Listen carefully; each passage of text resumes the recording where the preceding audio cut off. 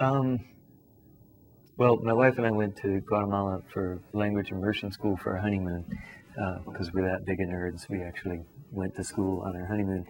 And we had a ball and stumbled into this situation and this awareness that the schools in Guatemala are grossly underfunded. And it's a society that's in a lot of trouble. They're incredibly poor. They are pretty powerless politically, and I think education is really the key to all the changes that need to happen: the economic changes, the social changes, the political changes.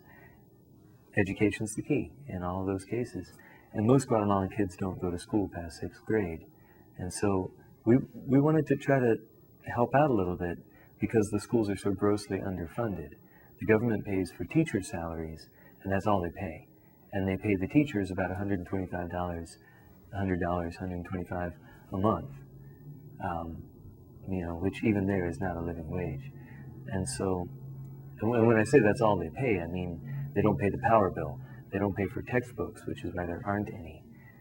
So any funding they need, they have to come up with it themselves. And the parents of the children are dirt poor. So how do you do that? Coupled with that is the fact that American money goes so far down there. We just built a whole preschool for $2,500 in Guatemala. And that was money that people chipped in at my shows.